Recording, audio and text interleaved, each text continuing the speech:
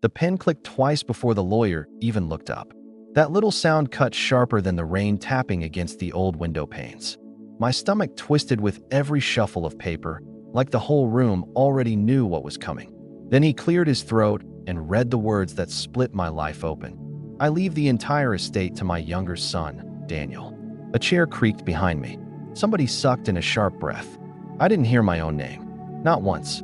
Just silence, like a hole punched through the air. My hands gripped the armrest so tight the rough fabric bit into my palms. "What?" My voice cracked, barely more than a whisper. The lawyer adjusted his glasses. "It's all here in writing. The house, the land, the accounts. Everything." His tone was flat, rehearsed, like he'd already practiced delivering this exact knife. Daniel leaned back in his chair, that smug smile curving his lips. "Guess Dad knew who could handle responsibility." He said it loud enough for the whole room. A few of our cousins glanced down at their shoes, pretending not to hear. Heat flushed up my neck. The air smelled of dust and lemon cleaner, like the office hadn't been aired out in weeks. My heart pounded louder than the rain. I wanted to stand, scream, demand an explanation, but my throat locked. "You can't be serious," I finally said, voice low, shaky. "He promised me the house. He told me." The lawyer slid the papers across the desk, the weight of them scratching against the wood. "These are his final wishes." Daniel chuckled under his breath. "Guess you just weren't as special as you thought." Something inside me snapped. My knee banged the desk as I stood, the sharp edge cutting into my thigh. I didn't care. The room felt like it was closing in, walls pushing against me, faces blurring together. My father hadn't just cut me out, he'd erased me. I stormed out, the heavy door slamming shut behind me. Outside, the storm finally broke. Rain pelted my face like needles, soaking through my shirt in seconds. Lightning cracked so bright it lit the whole street in white, and for a split moment, I saw my reflection in the lawyer's window, drenched, furious, eyes burning. A voice called after me, my aunt maybe. "Wait, please come back inside." But her words dissolved into the thunder. I walked faster, shoes slapping puddles, the cold water splashing up my legs. Every step felt heavier, like I was dragging years of swallowed humiliation with me. My father had chosen Daniel. Again, even in death, he found one last way to tell me I wasn't enough. But as the rain hammered down, something else grew inside me. Not just anger, something sharper, cleaner. A promise to myself. By the time I reached my car, my hands were shaking, not from the cold, but from the thought pounding in my skull. If he thought he could bury me with his will, he had no idea what I was capable of. I slid into the driver's seat, clothes sticking to the leather, raindrops sliding down my face like tears I refused to shed. The storm rattled the roof, each drop a drumbeat of defiance. I whispered into the darkness, voice steady now. "Daniel's going to regret every smug word." My phone buzzed on the passenger seat. A text from Daniel lit the screen. "Don't take it too hard. You were never Dad's favorite. You knew that." My fingers tightened around the phone until I thought the glass might crack. Thunder rolled again, closer this time, shaking the car. I didn't reply. I just sat there, listening to the rain and the echo of my father's silence in that lawyer's office. My pulse slowed, but my resolve hardened. Daniel thought he'd won. He thought the will sealed his victory. But I already knew this wasn't the end. The storm outside was only just beginning to match the one building inside me. And for the first time in years, I felt a strange kind of calm settle in my chest. Not peace, never peace. Something darker, steadier. Because deep down, I knew one thing with absolute certainty. If my father had chosen to erase me, then I was going to make damn sure the world remembered exactly why. And Daniel? He wouldn't see it coming. The wipers squeaked across the windshield as I drove. But they couldn't keep up with the rain. Every streetlight smeared into a blur of orange and gold, bending like liquid. My hands were locked on the steering wheel, knuckles white, the leather sticky from the water dripping down my sleeves. All I could see was Daniel's smirk in that office, carved into my brain like it had been waiting there all along. I pulled into a gas station, the fluorescent lights buzzing overhead, casting everything in a sickly yellow glow. The smell of fried food from the mini-mart made my stomach roll. I leaned my head against the steering wheel, eyes closed, and suddenly I wasn't there anymore. I was 10 years old again, sitting at the kitchen table while Dad flipped pancakes, the air thick with butter and syrup. Don't hog all the strawberries, he had told me once, laughing as he handed the bowl to Daniel. Then he winked at him, not me. Always him. I'd gotten the plate with the burnt edge, while my brother got the perfect stack dusted with powdered sugar like snow. I opened my eyes and let out a bitter laugh. Even breakfast had been a competition, and I'd lost. My phone buzzed again. Another message from Daniel. You should come by the house tomorrow. Maybe I'll let you take a box of Mom's things, if you ask nice. My throat tightened. He knew exactly where to press. Mom's memory was the only thing in that house I still cared about. The thought of her dresses folded in cedar drawers, her perfume still faint on the collars. It was like a knife turning slow in my chest. Don't let him break you, she had whispered once, her hand brushing my hair back when I was barely a teenager. I could still smell her lavender lotion. She'd been gone for years, but tonight her voice rang louder than the storm. I muttered out loud, I won't, Mom. Not this time. The rain slowed as I drove back into my neighborhood, though the streets were slick, reflecting neon signs and red brake lights. My apartment building loomed, old bricks darkened by the storm, the stairwell reeking faintly of mildew. I trudged up the steps, shoes squelching, every sound echoing off the concrete walls. Inside, the place smelled like old coffee grounds and wet clothes. I dropped onto the couch and stared at the ceiling. Memories wouldn't stop coming, uninvited and sharp. Like the time I was 17, begging Dad for help with college applications. He'd leaned against the doorway, arms crossed, the afternoon sunlight catching the gray at his temples. You're smart, sure, he'd said, but your brother has ambition. You should probably look into community college instead. Daniel had strolled in a minute later, waving acceptance letters from 3 big universities. Dad had clapped him on the back, so hard the sound still rang in my ears. I'd stood there with my empty hands, burning. The memory twisted deeper. Maybe you should be more like your brother, Dad had said. His words had tasted like iron, bitter in my mouth ever since. I snapped back to the present, pressing my fists into my eyes. My chest felt tight, like the walls were pressing in. I needed air. I walked out onto the balcony. The rain had slowed to a drizzle, the night air cool and sharp with the scent of wet asphalt. Cars hissed by in the distance. I leaned against the railing, my fingers tapping against the cold metal, and I asked myself the question that had haunted me since that lawyer's office. Why erase me completely? It didn't add up. Dad had flaws, plenty of them, but he wasn't careless. He'd promised me the house more than once, even said it out loud when Mom was still alive. He'll take care of you both, Mom had said softly, touching his hand in the kitchen one night. I'd overheard them, the hum of the fridge filling the silence between their words. So what changed? I whispered into the dark. Did you lie, Dad? Or did he make you? The thought came like a flash of lightning, sudden and blinding. What if Daniel had convinced him? What if he'd pushed, manipulated, maybe even tricked Dad in those last months? My pulse quickened. I could almost see it, Daniel's smooth grin, his easy lies, leaning in close to Dad when no one else was around. He'd always been good at twisting people, making them think his idea was theirs. A chill slid down my spine.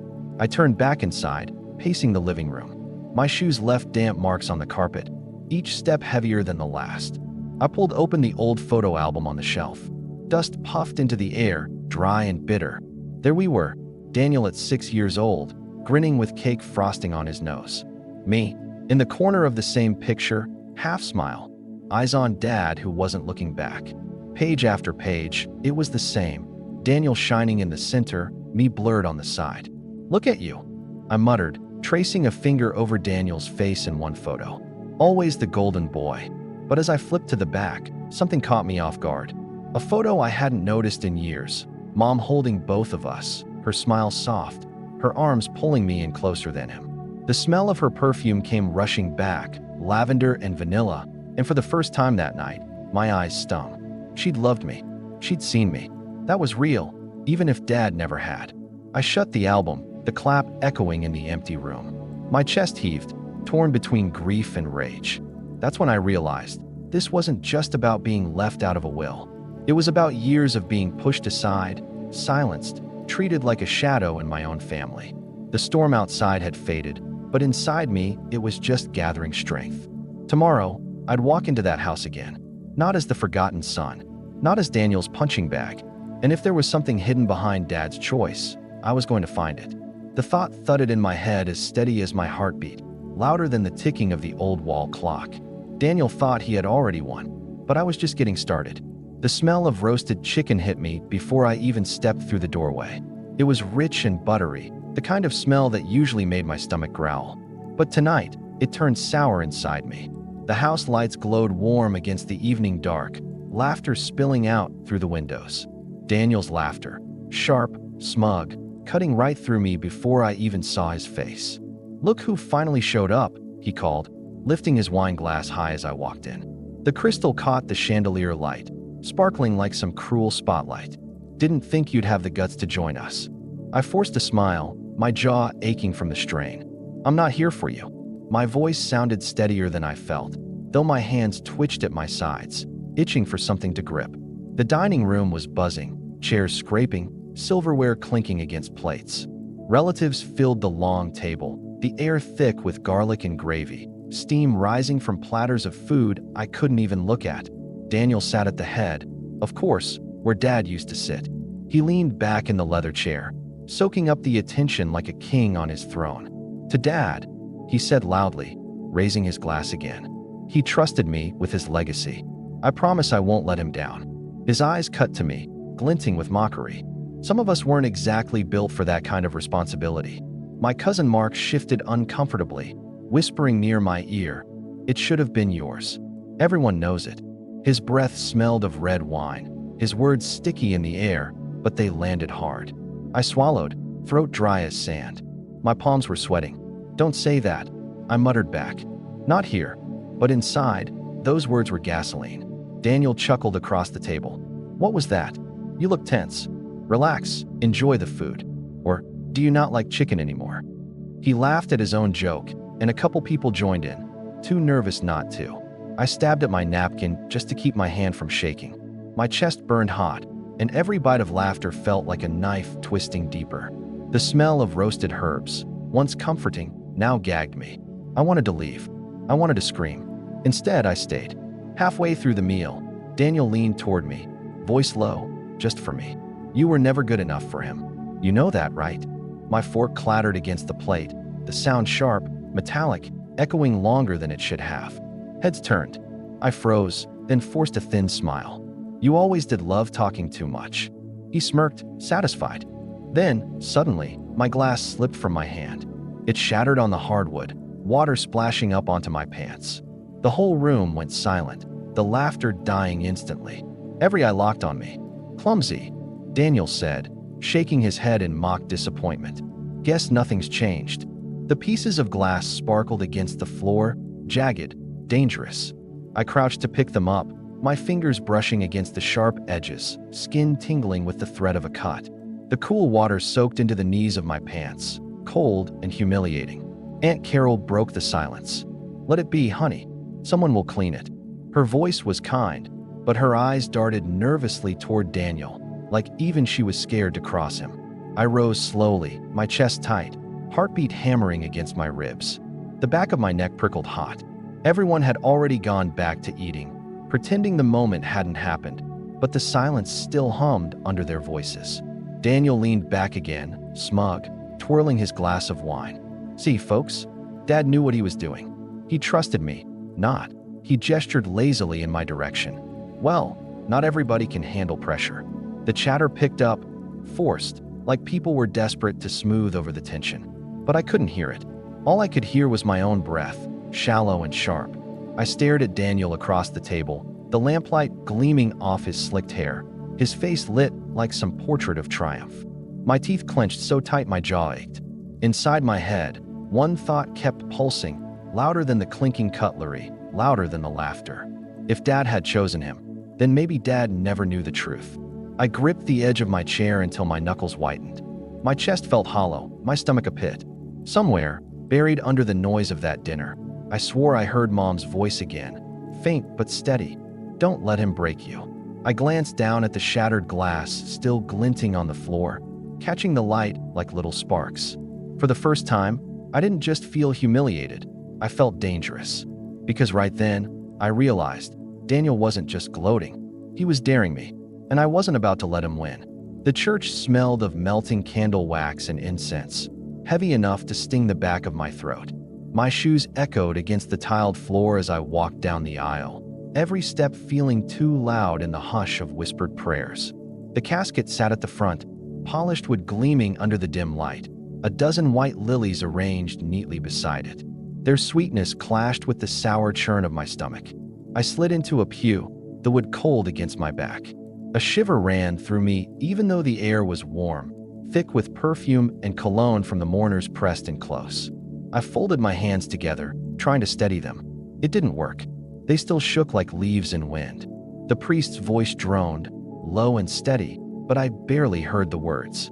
My eyes kept darting to Daniel. He sat in the front row, shoulders squared, chin high, like he'd been waiting for this stage his whole life. His suit was crisp, his tie perfectly knotted, and when he turned to shake hands with people, his smile never wavered. When it came time for the eulogy, he stood.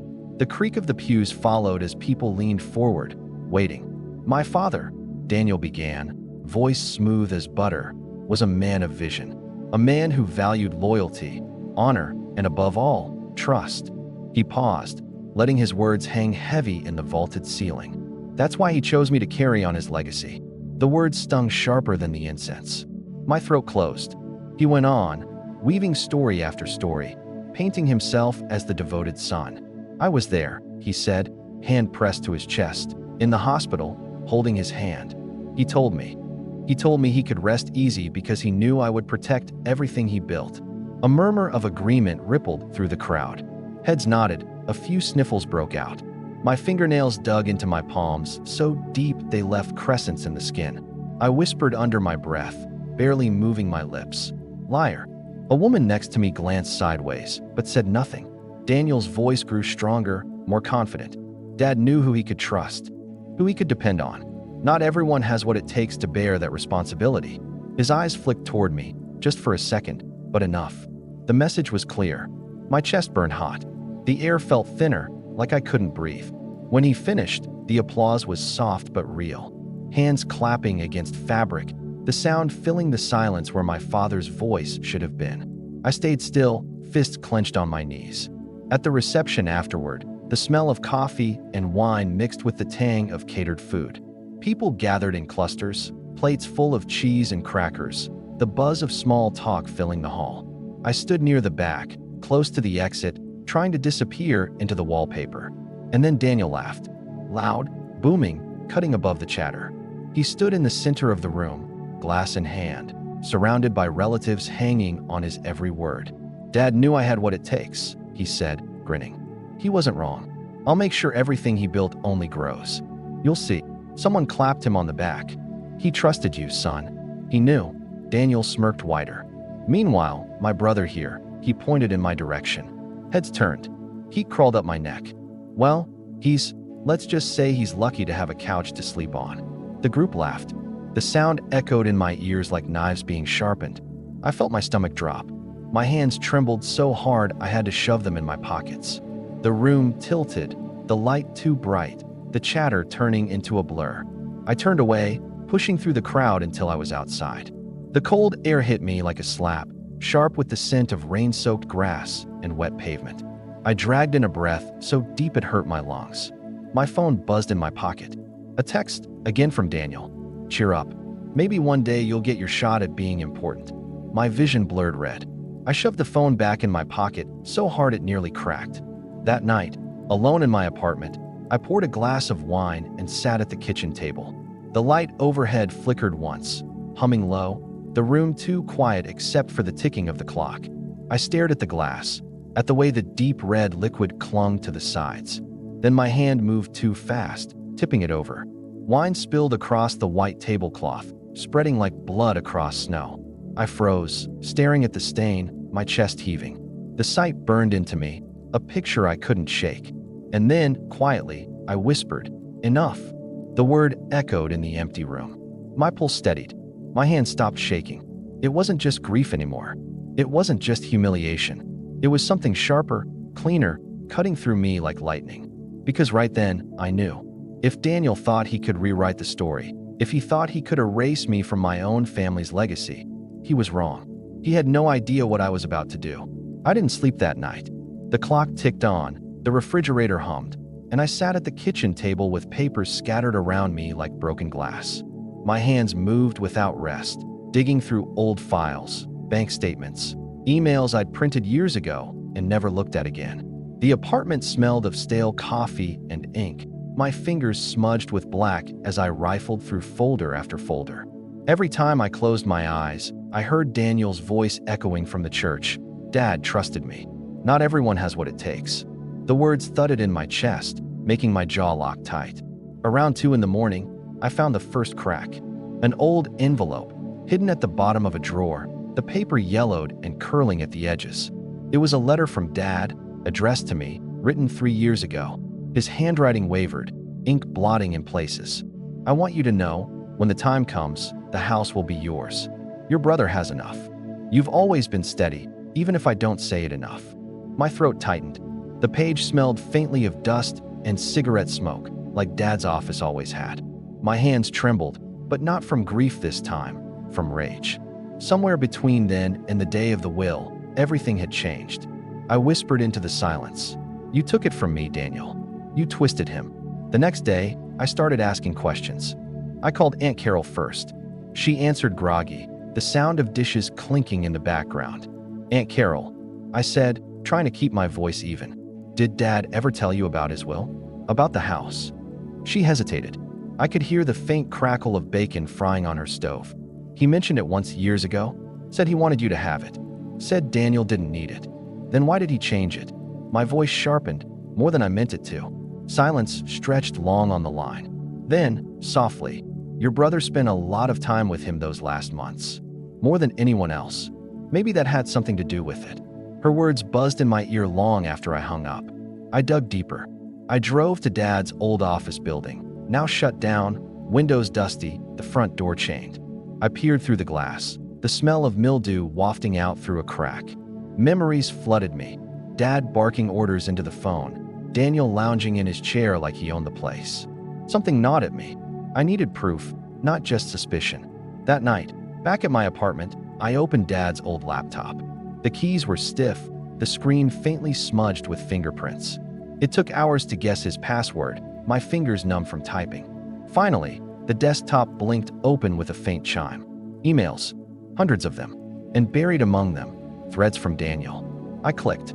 The subject lines leapt out at me. Urgent, signing papers. Don't tell anyone yet. This is the right move, Dad.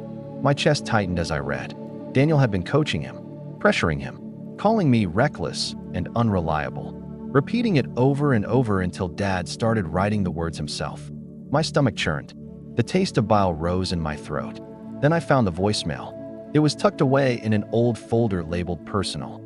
The file crackled when I hit play, Dad's voice weak and shaky. I don't know if this was the right choice. Daniel keeps saying it's for the best, but sometimes I wonder if I've made a terrible mistake. If you ever hear this, I hope you understand. The words rattled in my ears, heavier than any scream. I clutched the phone so hard my knuckles popped. Got you, I whispered. The rain outside started again, tapping the window like a steady drumbeat. I leaned back in my chair, staring at the ceiling, listening to that message over and over until I could hear it even without pressing play. The next evening, I went to see Mark, my cousin who'd whispered at dinner that it should have been mine. He lived in a cramped apartment above a laundromat, the air thick with detergent and fried food from the corner deli. When he opened the door, he frowned. You look like hell. Thanks, I muttered. I need to ask you something. He let me in, the carpet squishing under my wet shoes.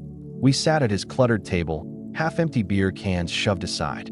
Did you ever hear Dad talk about the will? About me? I asked. Mark scratched his beard. Only once. At Thanksgiving. He told me straight. He wanted you to have the house. Said Daniel would be fine without it. My chest clenched.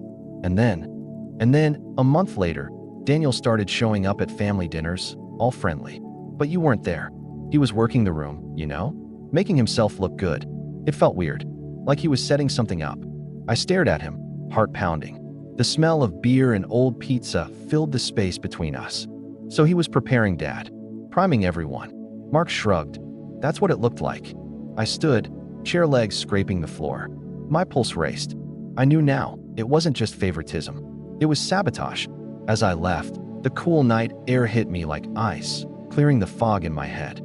My plan was no longer just a blur of rage. It was sharp, focused. Daniel had stolen everything by twisting the truth. So I was going to use the truth to destroy him. Back at my apartment, I spread the papers across the table. The old letter from Dad, the emails, the voicemail recording. My laptop glowed bright in the dark room, my reflection pale in the screen. I whispered to myself, steady and certain, "This isn't about money anymore. It's about exposing him." The rain tapped harder, like a rhythm pushing me forward. The evidence lay in front of me like weapons. And for the first time since that lawyer's office, I felt ready. Daniel thought the will was the final word, but I was about to write the ending myself.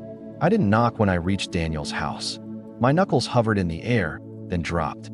No more pretending. I pushed the door open like I owned the place. The faint smell of leather polish and bourbon drifted from the living room, the same smell Dad's office used to carry. Daniel looked up from the couch, a glass in his hand, his shirt sleeves rolled to the elbows. He smiled, slow and easy, like I was a guest instead of an intruder. Well, he said, swirling the amber liquid. To what do I owe this honor? My throat burned, but my voice came out steady. I know what you did. The words hung in the air. The ticking clock on the mantel suddenly felt louder, each click scraping my nerves raw. Daniel leaned back, his eyes narrowing just slightly.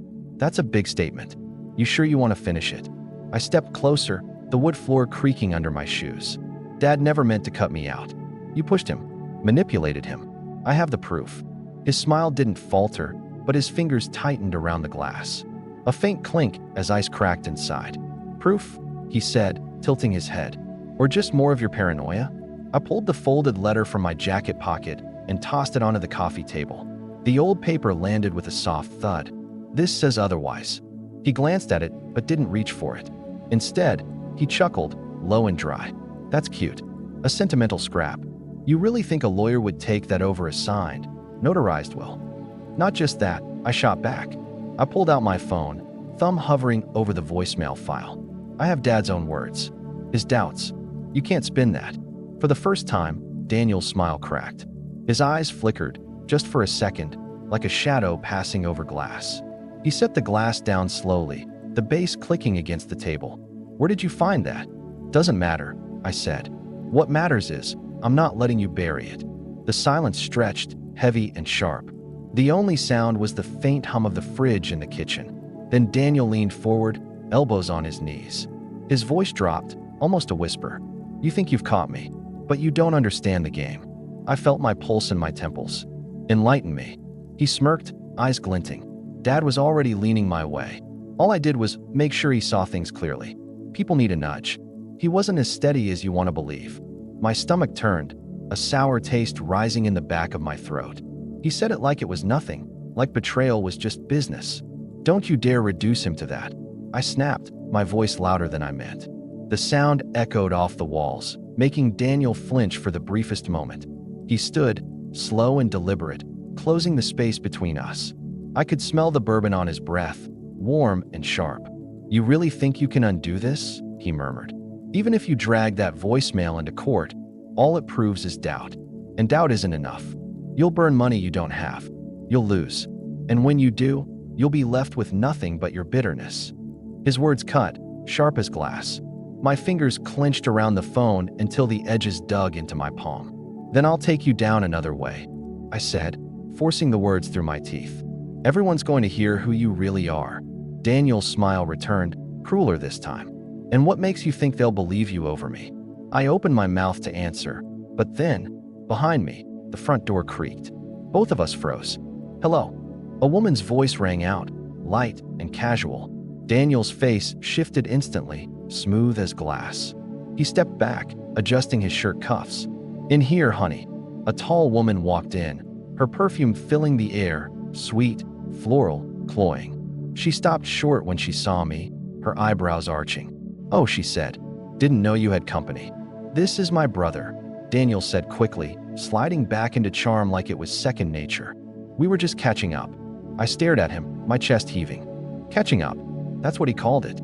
The woman smiled politely, but her eyes darted between us, catching the tension. Well, don't let me interrupt. She disappeared down the hall, the faint click of her heels fading away. The second she was gone, Daniel's face hardened again. "You need to leave," he said flatly. "Before you do something you'll regret." I wanted to hit him. My fists trembled at my sides, every muscle begging for release. But instead, I slipped the phone back into my pocket and leaned in close. "You don't get to bury me, Daniel," I whispered. "Not this time." I turned and walked out before I could change my mind. The night air hit me like a slap, cold and damp, carrying the smell of rain-soaked grass. My whole body shook as I got into my car, hands gripping the steering wheel until my knuckles blanched. Driving home, the city lights blurred through the windshield, streaks of red and white smearing across the glass. My heart still pounded, my chest tight with rage and something sharper, resolve. Daniel thought I wouldn't risk it. He thought I'd fold. But the truth was heavier than his lies, and I was ready to drop it on his head. When I pulled into my apartment lot, my phone buzzed. A text. Unknown number. "Be careful. Not everything is what it seems." I froze, staring at the glowing screen. My stomach dropped, the world tilting sideways. Who sent this? How did they know? The message blinked back at me in the dark car, the rain starting to fall harder, drumming against the roof like a warning I couldn't ignore. The message burned in my hand like it was alive.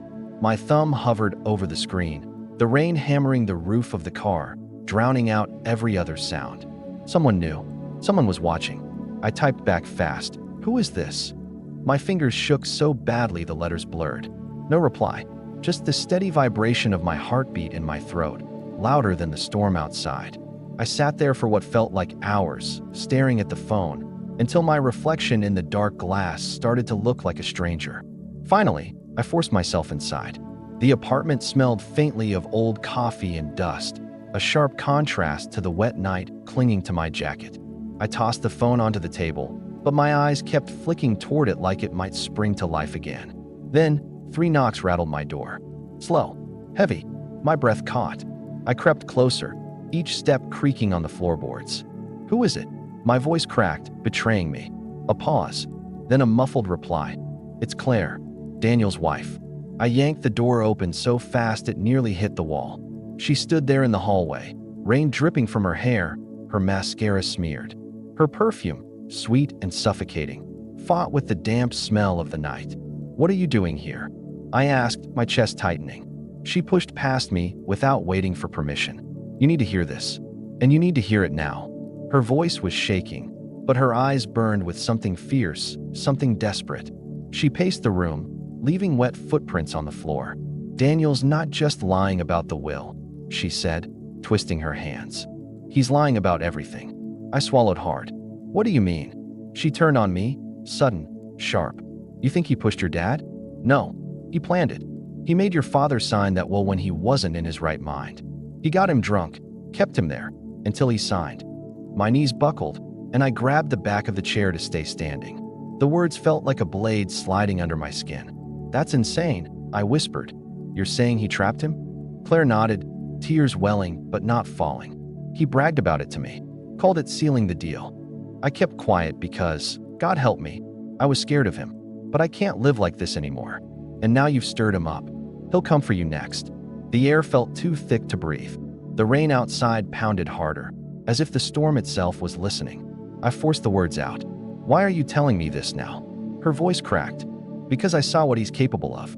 And because I don't want your blood on my hands." We stared at each other, the silence screaming louder than her confession.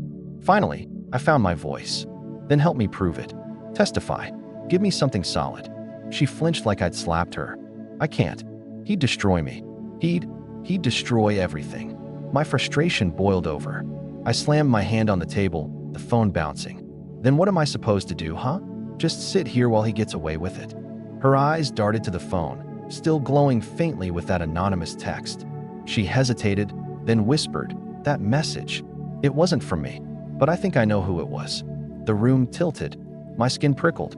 "Who?" She leaned closer, her breath warm against my ear. "Your father's lawyer. He doubted Daniel, but Daniel scared him off. If he's reaching out now, it means he's ready to talk." My pulse hammered.